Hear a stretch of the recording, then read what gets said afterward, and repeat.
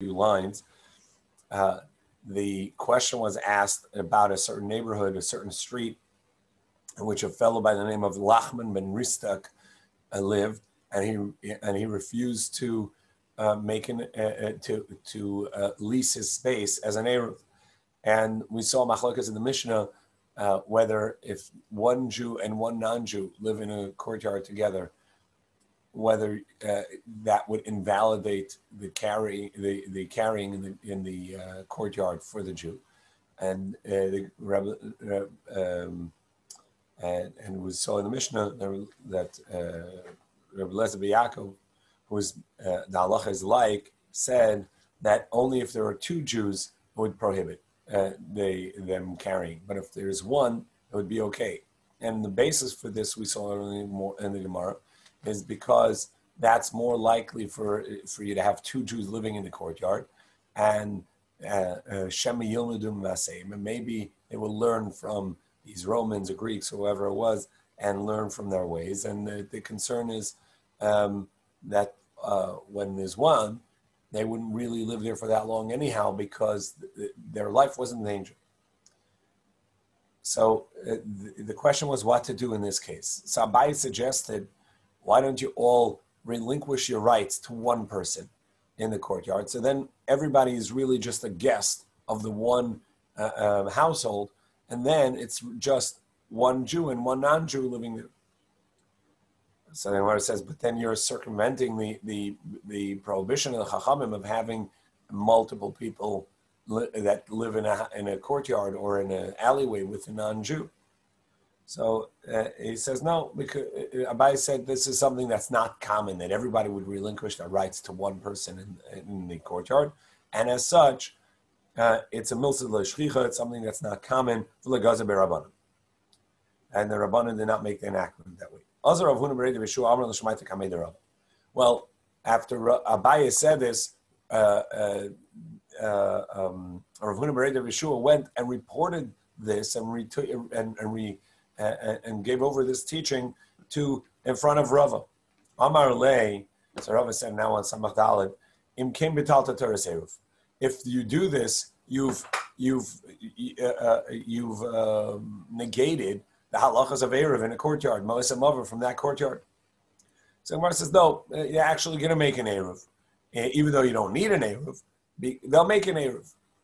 Because as we've seen before, the need of an Eruv is that since carrying from an individual house into the courtyard or into the alleyway, which is the public right of way, so even though that it isn't a proper, on a Torah level, public domain, in Rishus HaRabim, on account of that, it's not 16 amma wide, it doesn't go from the opening of one of the city to the end of the city, it doesn't service 600,000 people, whatever reason of the many reasons, many qualifications for a public domain would be missing, whichever one would be missing, but it does look like a public domain.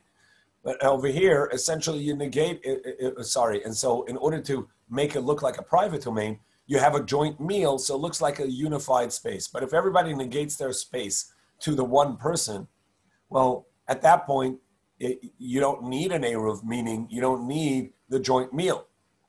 And then you've negated this halacha from there. So when it says the Ma'arvi, no, they did make an Eruv. Yom Eruv Ma'aba Makam Nachri. So then people will say, wait, so then you can make an Eruv in an alleyway that has a non-Jew living there who refuses to lease a space. Well, you make an announcement that, by the way, we're making an Eruv so we don't forget the laws of Eruv, but it also doesn't work, and so don't worry about it. So Rava says, will the children, the youth remember? You've made a permanent fix for something, and by the time the children grow up, they won't remember that there's an asterisk there that says, oh, by the way, this doesn't really work.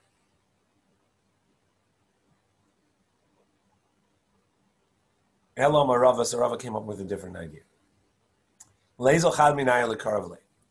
one person become friendly with this fellow Ristak, Ben Ristak. Velisho mine duchta, and then ask him if you can. There's a space in the courtyard where that's his. if can I borrow a space to put my item down? And put something down there. Then he becomes like someone who is working for the landlord, whether it's as a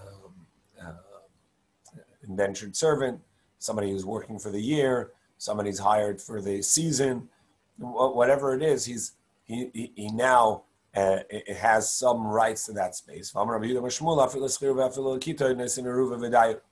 Shmuel said the halacha is that even someone who is not the owner of the home can give bread on behalf of the owner, whether it's his servant or his hired hand, whatever it may be.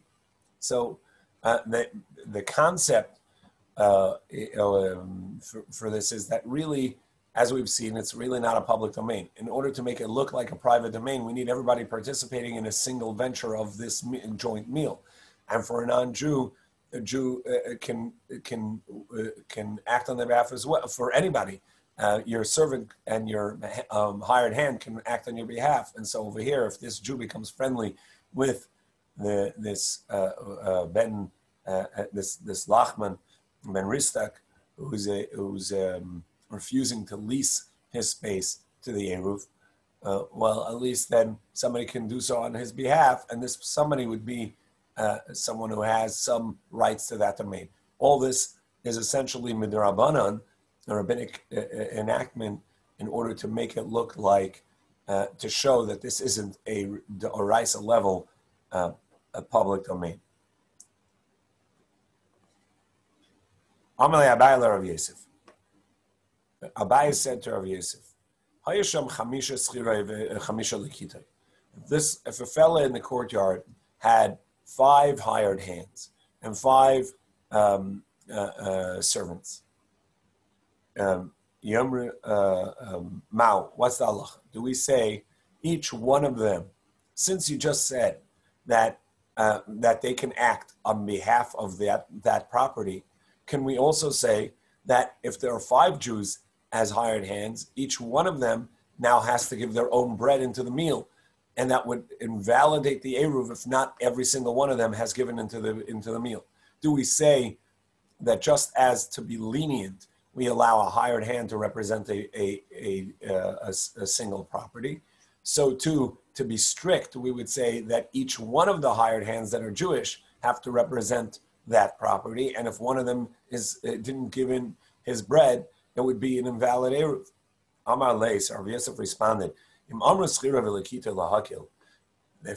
Chachamim said that the hired hand can count as an independent person and on behalf of this piece of property on this household, in order to be lenient for Eruv, would we say so in order to be strict? No, we wouldn't.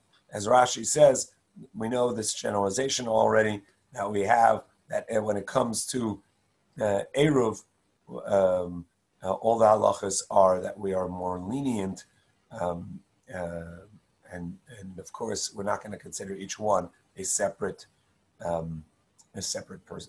property. Gufa. So let's analyze the body of this statement that Rav Yehuda said in the name of Shmuel. Rav Yehuda Shmuel, that even somebody who is a hired hand, they can represent that property and give the bread for that property, even if the landowner, the homeowner is not there. And so to over here, in regards to the non-Jewish person living in the courtyard who refused to lease his land to the Eruv committee. So somebody can come as friend, borrow a part of that courtyard by putting something down in there and then represent him in this Eruv.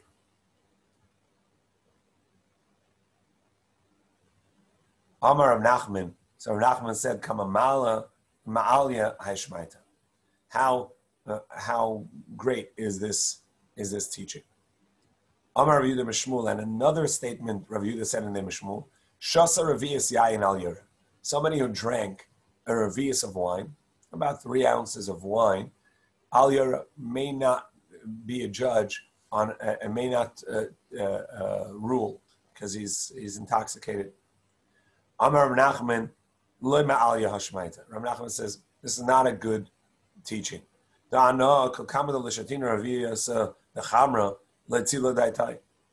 for myself, I can tell you that if I didn't have a revius of wine, I don't have clarity in my mind. Rav Nachman was a great judge. He was on the Beis Din. Amalei Rava. So Rava said to Rav Nachman, "My time Amar Hachi. Why would you say that about teachings? This one's a nice teaching. This one's not a nice teaching." Amar Rav Acha bar Chanina, Ma'id Chsiv. Rav Acha bar Chanina says, what does it mean when it says in Mishlei, "V'ra'azonis ya'abed hon"? Literally, one who pastures harlots loses a lot. Loses their wealth. And the drash on this is somebody who looks at various teachings and says this one's a good one and this one's not a good one. This one is I like this one. I don't like that one. And this is a play on the word zonos. Zuna, and this one is a good one. This one's not a good one. Ma'abed Hanashal Torah, he loses his wealth of Torah. The idea is that you can argue against the teaching and say, I disagree with it on account of this or that, but to just say this one's nice and this one's not is disrespectful to the concept of learning and the concept of Torah, and that would be wrong. So Rav Nachman agreed. Amar le hadrabi. I retract that and I will cease to speak that way. Amar Rabba bar Rav Huna. Now that Rav Nachman introduced us to the second idea of someone who had some wine to drink should not rule. So we have this topic of drinking and davening, drinking and ruling. Amar Rabba bar Rav Huna. Rabba Rav Huna said, Shasui, somebody who had a drink, al yispalel, should not daven. However, if he did, his davening works. Shikar, somebody who is drunk, al yispalel, should not pray, should not daven. Ve'im yispalel, and if he did, tefillah te'eva, his davening is disgrace. And he would have to repeat davening, as Tosa says. Second Gemara says, okay, so what's the distinction? Having a drink versus being drunk. Gemara says, Ki hada Rabbi Abba bar Shumni, Rabbi Abba bar Shumni, Rabbi Menashe bar Yirmiyah, Megifti, Rabba, the son of Shumni, and Menashe of Difti, Avakam and Patri Ma'adadi. They were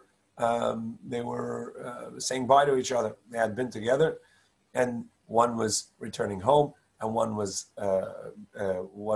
had accompanied him on the way, and now was turning back. And they were at the bridge, Ma'abra the Nahar Yufti. They were on this bridge of the river Yufti.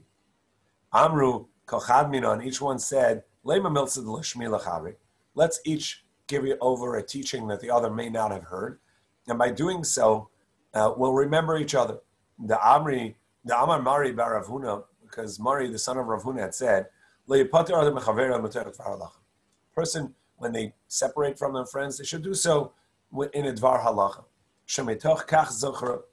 Because when he remembers that halacha, he'll remember him.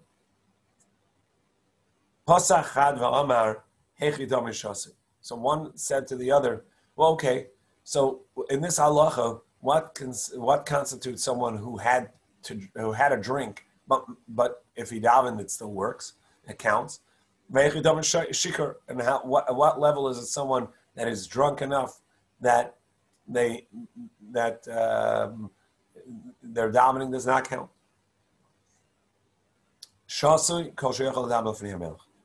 Having had a drink is someone who can talk before the king. If someone can have a royal audience, then they can maintain their behavior properly. So that's okay. Shikar, a drunk, is kol she'eino yachol ladaber b'fnei hamelech. Someone who cannot speak before the king. And a simple meaning means one who can not cannot conduct themselves properly in a royal audience. With me on Purim, it's in front of the queen. Yeah. Pasach idach v'omar. The other said, "Okay, great halacha. I'll remember that, and I'll remember you." And here's my halacha to you. Amachzik benichsi hager. We've learned that there are people who don't have any immediate relatives to inherit them, but usually they'd have second, or third, or fourth degree relatives who would be the next of kin. But a ger, a convert, who is not married, doesn't have children, and pass away, essentially they don't have an heir, and so it's an ownerless object essentially. Somebody who acquires that, what should they do? Ma yaseh, what should he do? V'yiskayma b'yadeh, to maintain this, because essentially he's taking someone else's assets without any good deed. It will not maintain. It cannot maintain in his property, because it seems that this came to him without any reason that he acquired this. He didn't work for it. It wasn't bequeathed to him. It wasn't gifted to him. It wasn't an inheritance. He just accessed these ownerless funds. So yikach ben sefer Torah. You should acquire a Torah with it, and with the money. In this way, he will maintain it. In other words, use the money for a dvar mitzvah, for a mitzvah item, as particularly a Torah which can be used by the masses. And Rashi says you don't have to do so with all the funds, but at least with some of the funds you acquire a Torah, and this is something that's a communal mitzvah, and a mitzvah that has value, and that will maintain the funds. Amar Rav Sheshis, Afil Baal ben Echsi Yishta. And Rav Sheshis says this is also with a man who inherits his wife. Now we're on Samach Dalan Amid Beis. Rava Amar Afil Avad Isker v'Revach. Rava says even if it's your own money, but you did a business deal and came out, you were very successful with it. Take some of the money and invest it in mitzvah. That way you'll maintain the wealth that this brought you. Even if we find a lost object and there's no sign of the owner, so then you have the right to keep it. That too,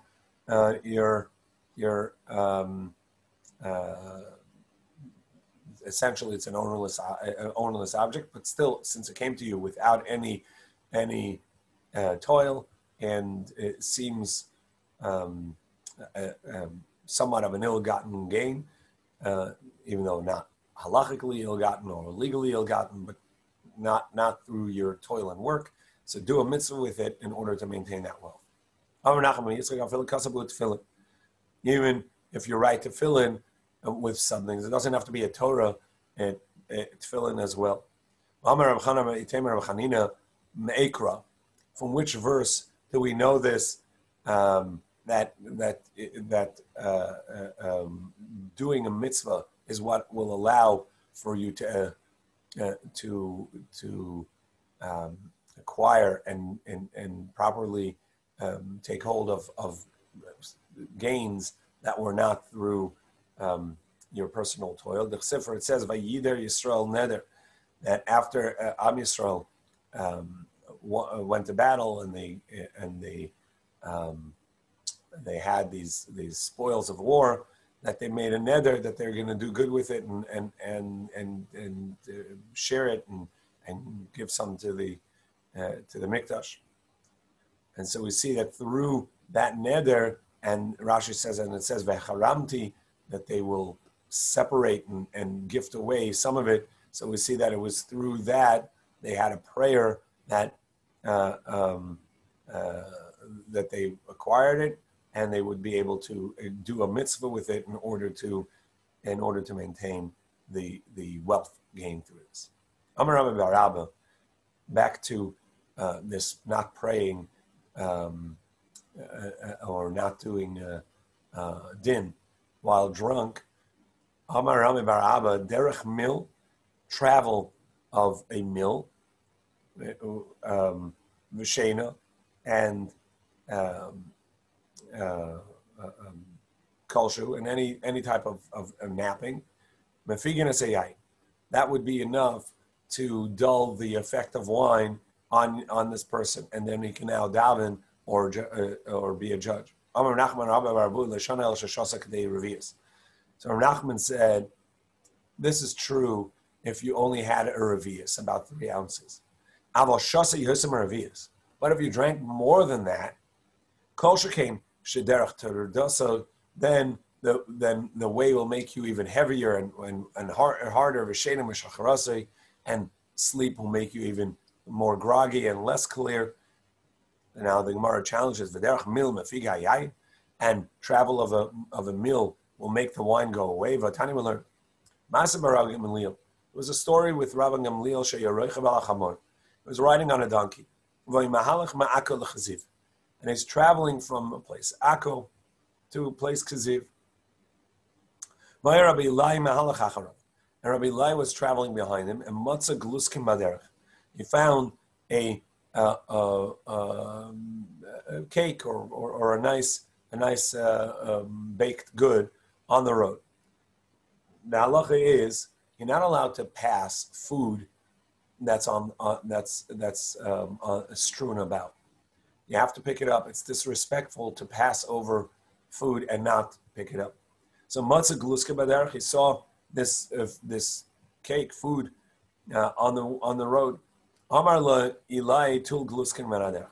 So he said to Rabbi Eli, who was a student, please pick up this food from the way. Then Matzah Nachriach found he encountered a non-Jew. Amar la Mavgai. He called him a standard name, Mavgai. So like Sam, hey Sam, right? So Tul Gluskin Alagam Eli. Please take this cake that our friend Eli here behind me has this cake. Please take it. So Nitvale Rabbi Eli, and now he began to travel with Rabbi Eli. So we have Rabbi Gamliel riding on his donkey up front, Rabbi Eli and this non-Jewish stranger riding together right behind him, and Rabbi Eli is sharing this cake with him, not sharing, giving it to him. So he said, Rabbi Eli said to this stranger, "Where are you from?" I'm from these villages. What's your name? Mavgai Shemeni. He said, my name is Mavgai. So Rabbi Gamliel got it right. Rabbi Gamliel knew you. So now you're surprised. Because here, Rabbi Gamliel called him Mavgai, a standard name, but he got it right.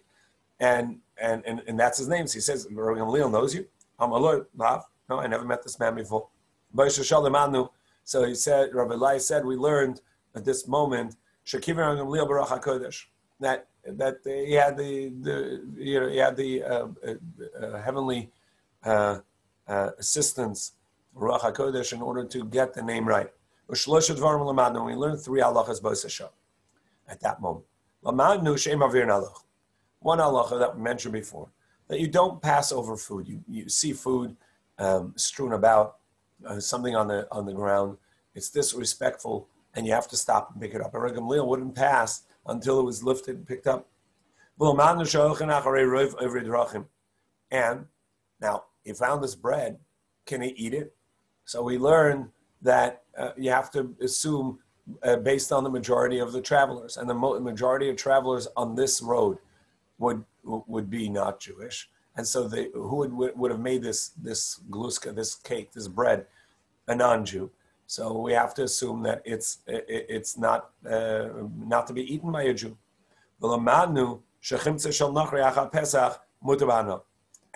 we learn that even though this is chametz, and Rabbi Gamliel is having a benefit of gifting this bread, this cake, to the stranger, so he has a benefit from chametz after Pesach. It's not a concern because it would have been a non-Jew's chametz, and you can benefit from a non-Jew's chametz after Pesach.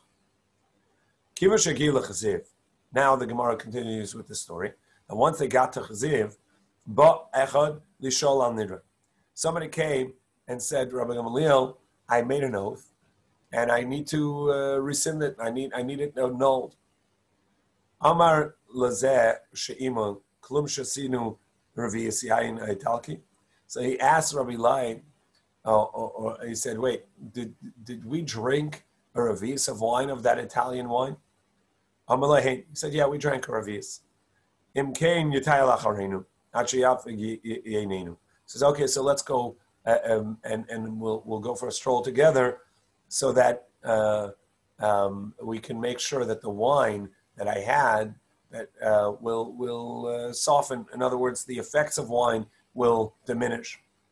V'tiel acharein gimel mil, and it took 3 mil of travel for him to feel better from the wine that he had.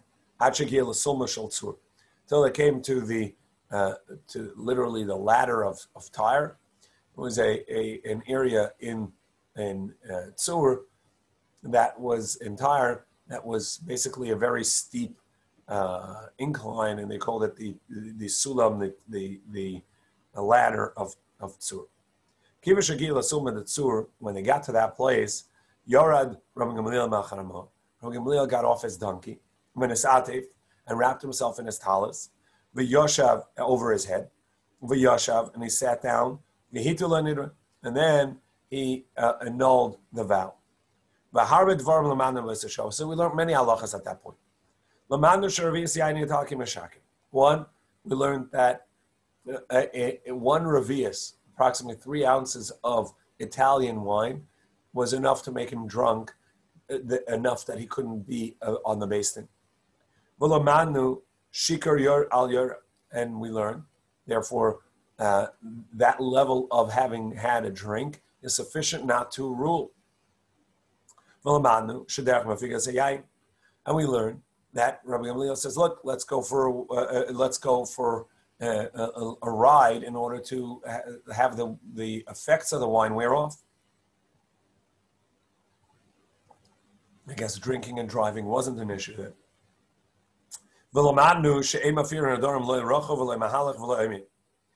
And we saw from Rabbi Gamliel that you cannot annul a vow while sitting on a donkey, and not while walking, and not while standing. Ela Yoshev, but rather you have to sit down in order to do so. So now that's the end of the story. And then Gemara says, so what we learned from amongst all of that is that how much travel do you need to diminish the wine?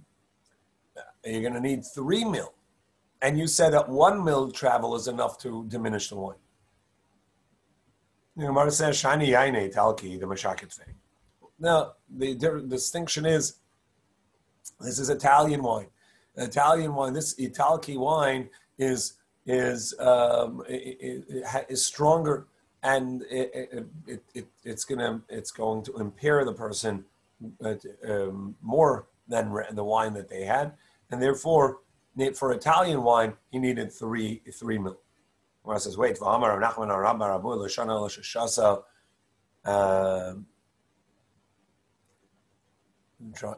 donkey was in self-driving mode. Thank you, John. Yeah. But what about Rav Nachman's teaching that it's only if he drank a revius? But if he drank more than a revius, for sure, going for a stroll is going to make it harder on it. And taking a nap is going to make him more groggy. So Gemara says, no, that's true. What Rav Nachman said, that if you had exactly a revius, and then we're going to say that a meal, traveling a meal is going to help.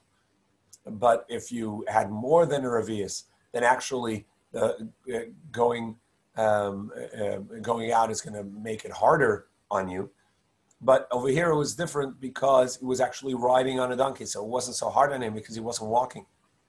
Rachav Shani. So Gemara says, if so, Hashad Hasal Hachi. Now that you tell me that there's a distinction between riding or walking,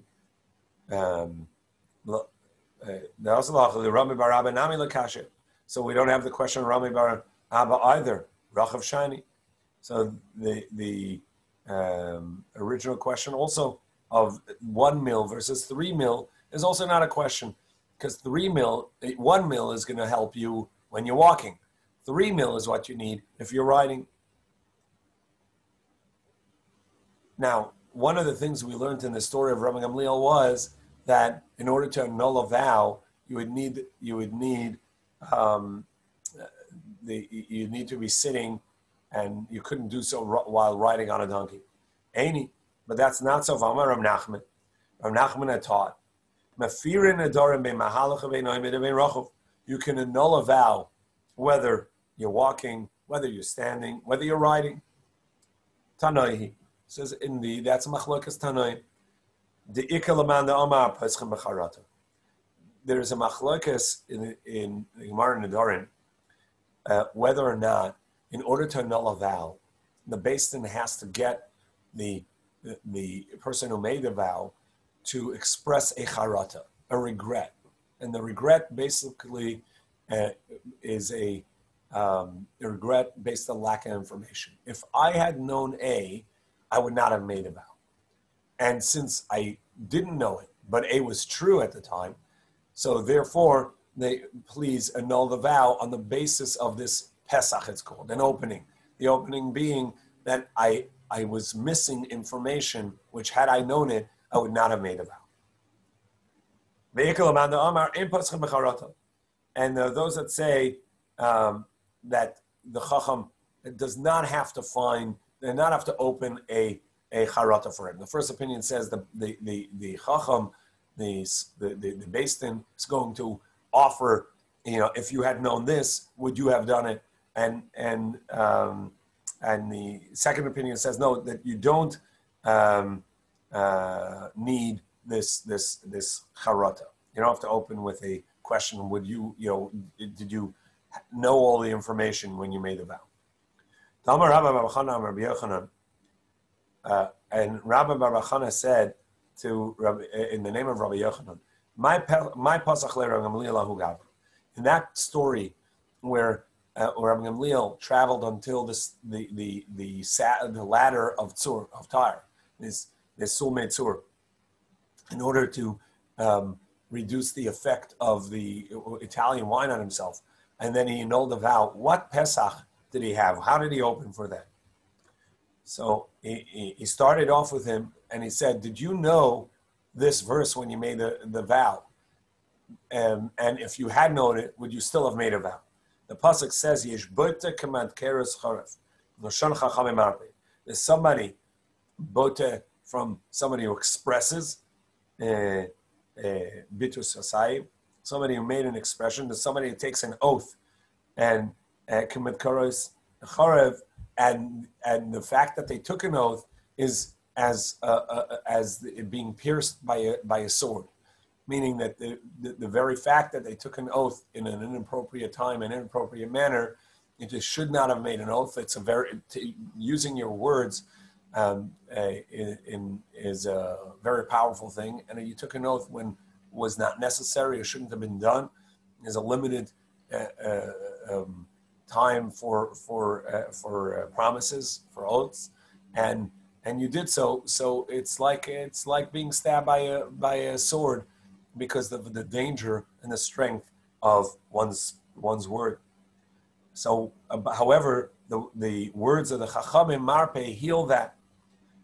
So, did you know this halacha that that somebody takes an oath without a specific need that is of great value? Then it is worthy of him to be pierced by a sword. In other words, the words themselves, that oath, is like a sword, a danger because if they transgress, and the very fact they will transgress something as important and as powerful as their own word, and the very fact that they made the oath itself is that danger. That the Chachamim can heal this, can annul the vow on account of that. So that's what he said to him. Did you know it? And he said no. He said, I did not know that teaching, and if I had known the teaching, I would not have made the vow. And that was enough to annul the vow. It's interesting to note that Tosfos points out that the Gemara in Adorim says that this is not sufficient to be as an opening for a vow.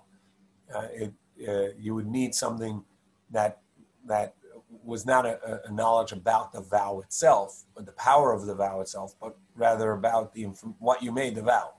If you said, like, I'm not going to, all apples are prohibited to me, and I'm not going to have any apple cake or whatever it is, and then you come home and find out that was the food your wife made, and it's, if I had known that, I wouldn't have made the vow. Okay, so that's sufficient to annul the vow, but not something intrinsic to vows itself. But that's what Rabbi Gamliel used as an opening for that vow. Amar Mar, ve'em avirin ala ochli. So part of the teaching we learned from Rabbi Gamliel was that when there's food strewn about, you cannot pass by it without picking it up or putting it in a place that will be trampled, moving it, something that shows respect to the food. Amar Rabbi Yochanan Mishum Rabbi Shimei Achai. Rabbi Yochanan said in the name of Rabbi Shimei Achai, Lashon al b'doros harishonim. This is only true in earlier generations. She'ein b'nos Yisrael perutzas b'chashafim. When it was uncommon for Jewish women to be involved in black magic. Aval b'doros achronim. But in these more recent generations, Rabbi Shimei Achai said,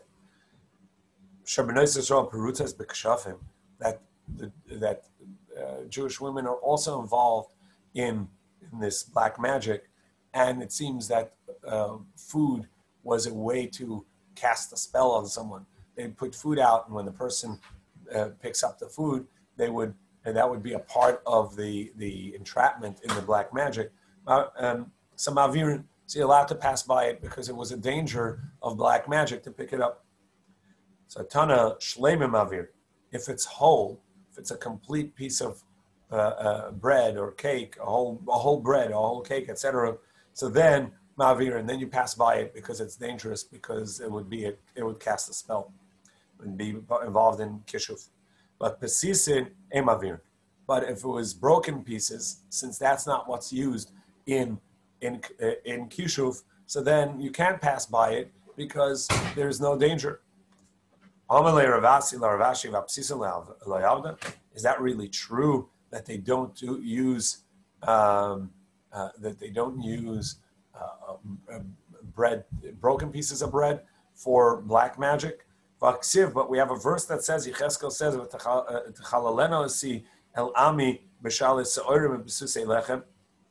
and they desecrated me to my nation by using kishuf, this magic, in stalks of barley, and with slices or pieces of bread. So you see that there was there, and even with pieces of bread, they would do this magic. So Gemara says the shakla bagraya. No, there the pasuk is not talking about that what they used to employ the magic, but rather how they were hired.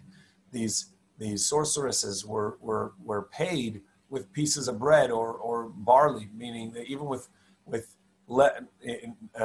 small fee, like a bundle of barley. Barley is cheaper; it's animal feed, and broken pieces of bread, not even a full piece of bread, and that was sufficient to buy them off to get involved in the magic.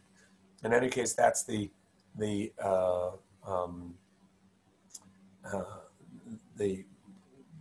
use of that in the pasuk of the bread. But indeed, since black magic this kishuf is not used in broken pieces of bread, so you can't pass by it. You pick it up. But whole pieces of bread, that would be what was a concern. Then Rabbi Yochanan said in Em Shemechai, you wouldn't pick it up. Obviously, that's not applicable today. And so the halacha is indeed you don't pass by food that's on the ground without picking it up or properly discarding of it, or respecting it by moving to a place that's not going to be trampled.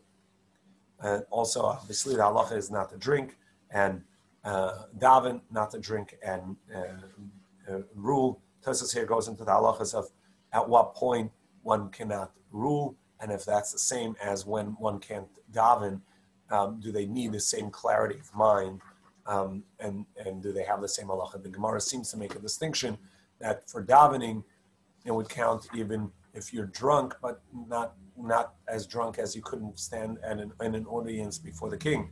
Whereas for ruling, you would have to have total clarity of mind. Even a little bit of drink would invalidate you. Well, I remember correctly that there's a distinction in halacha that's like so obvious, so clear, known to everybody, that,